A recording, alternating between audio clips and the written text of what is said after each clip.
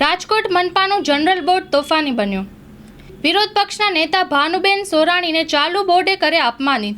વિરોધ પક્ષના નેતાનું અપમાન થતાં ભાનુબેન અને જયમીન ઠાકર વચ્ચે થઈ બોલાચાલી।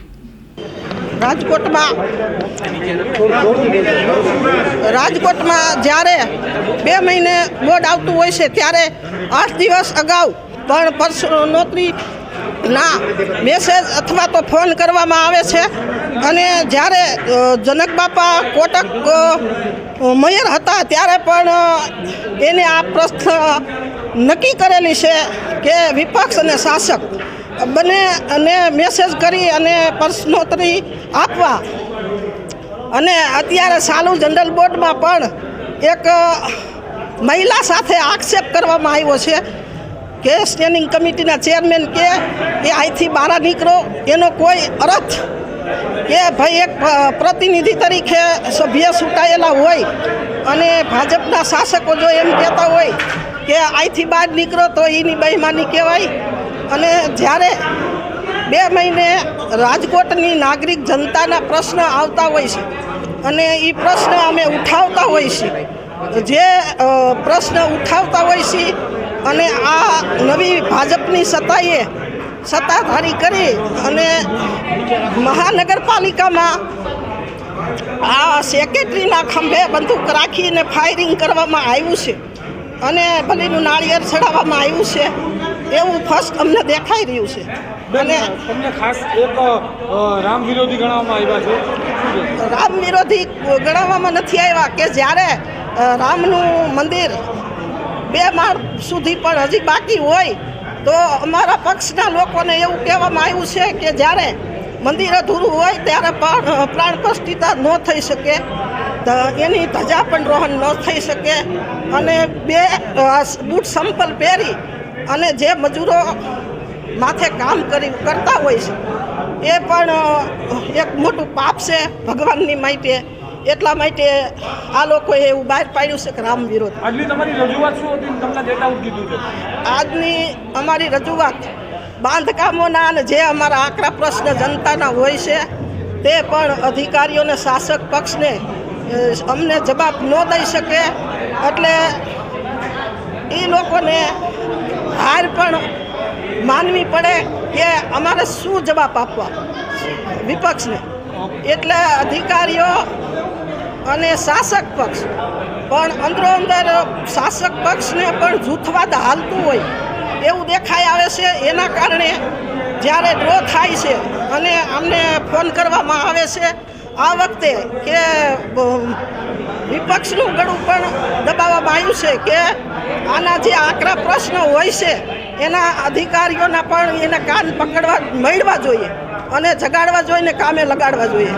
એ પણ અમે સતત કાર્યરત મહેનત કરીએ છીએ અને કોંગ્રેસના કોર્પોરેટરો સતત જો મહેનત કરતા હોય અને જનતા માટે ઊભા હોઈએ તો તેને પણ અમને સાંભળવા માંગતા નથી।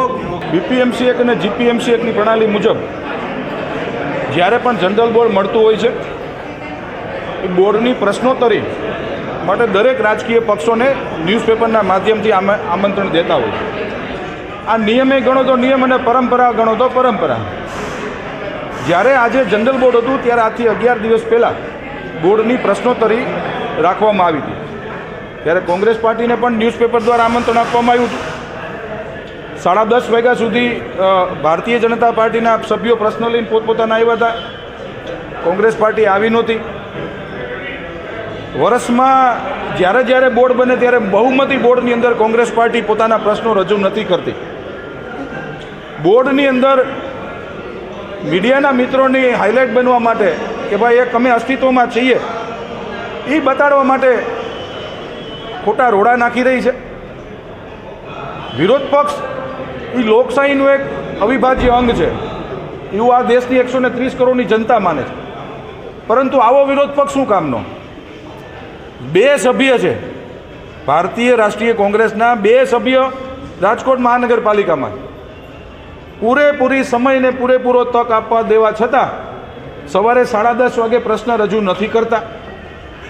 11 વાગે મીડિયાની અંદર જઈને એમ કહે છે કે અમને જાણ નહોતી, અમે પ્રશ્ન નહીં પૂછીએ। અને એ જ સભ્યો પાછા સાંજે 5:30 વાગે સેક્રેટરીને પ્રશ્ન રજૂ કરે છે. પરંપરા મુજબ જ્યારે એકથી વધુ કોર્પોરેટરશ્રીઓના સભ્યોના જ્યારે પ્રશ્નો આવતા હોય ત્યારે અમે ડ્રો કરતા હોય, ચિઠ્ઠી કાઢતા હોય. એક વખત બેન સભ્યશ્રીઓનો વારો આવે, એક વખત ભાઈ સભ્યશ્રીનો વારો આવે. જે ચિઠ્ઠીમાં જે સભ્યનું નામ નીકળ્યું એ સભ્ય પહેલો પ્રશ્ન પૂછે. એવી રીતે સિક્વન્સ આવતી હોય છે. હવે સિક્વન્સમાં એને પરંપરામાં જોડાવું નથી. જનરલ બોર્ડની અંદર વિષય વગર આવી અને રોડા નાખવાના.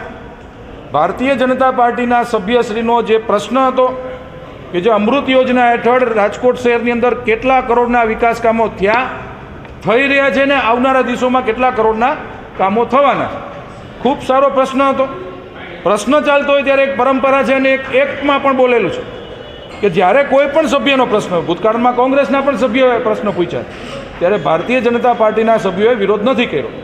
માત્ર ને માત્ર મીડિયાના મિત્રોને ખાલી જનરલ બોર્ડમાં આવી અને પોતાની ફ્રેમમાં આવવા માટે આ કરવું એ કેટલે અંશે વ્યાજબી વસ્તુ નથી. એને વિસ્તારમાં આંટો મારવો નથી, રાજકોટ શહેરના લોકોની ચિંતા, માત્ર બોર્ડમાં આવવાનું.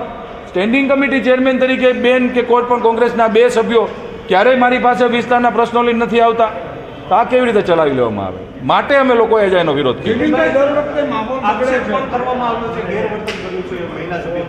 કોઈ જ ગેરવર્તન નથી થયું. આપની હાજરીમાં જ મેં બોલ્યો છું, કોઈ પણ જાતનું ગેરવર્તન નથી થયું. પરંપરા અને જે એક મુજબ જ મેં કીધું કે તમારે એણે વોકઆઉટ કરવો હતો, મેં કહું આપને વોકઆઉટ કરવું તો આપ જઈ શકો છો, એ તો દરેક સભ્ય બોલી શકે. એમાં કોઈ પણ જાતનું ગેરવર્તન ઈ કે અને અમે માની લઈએ એવું પણ નથી. દર વખતેના મીટિંગમાં આવો ખંચાસ થાય છે, એનું કારણ હવે સોલ્યુશન શું? મેં આપને પહેલાં કીધું એમ કે વિરોધ પક્ષ એ લોકશાહીનો આધારસ્તંભ ગણવામાં આવે છે. ભારતીય જનતા પાર્ટીએ ભૂતકાળમાં જ્યારે એક ધારાસભ્ય હતા, એક સંસદ સભ્ય હતા અને એક ચૂંટાયેલા કોર્પોરેટર હતી, ત્યારથી અમે લોકો વિરોધ કરતાં પ્રજાના જનમત લેતા આજે સમગ્ર દેશની અંદર ભારતીય જનતા પાર્ટીનું નેતૃત્વ સાબિત થયું છે. વિરોધ પક્ષના માધ્યમથી નેતૃત્વ સાબિત થયું. એ એક જ સભ્ય છે. કેમ પ્રજાના પ્રશ્નો માટે પ્રશ્નો નથી પૂછતા? રોડા નાખવાના, મીડિયાની હાઇલાઇટ થવાનું, જનરલ બોર્ડ પૂરું, વિષય પૂરો.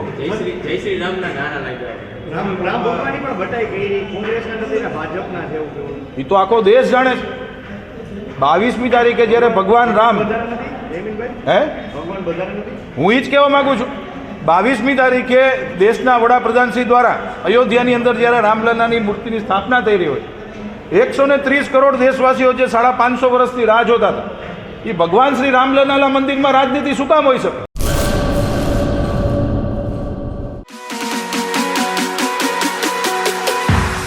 રાજશ્રી એપ્રેલ્સ જેન્ટ્સવેરના બ્રાન્ડેડ વસ્ત્રો માટેનો ભવ્ય showroom. Formal, casual, fancy shirt, T શર્ટમાં વિશાળ રેન્જ, જીન્સ, ટ્રાઉઝર્સ અને ફોર્મલ પેન્ટની લેટેસ્ટ વેરાયટીઓ. બ્રાન્ડેડ કંપનીના સ્પોર્ટ્સવેર. ડાયમંડ પ્લાઝા, વ્હાઇટ બિલ્ડિંગની સામે, સુહાગ રિંગ રોડ, ભુજ, કચ્છ. 9909951092.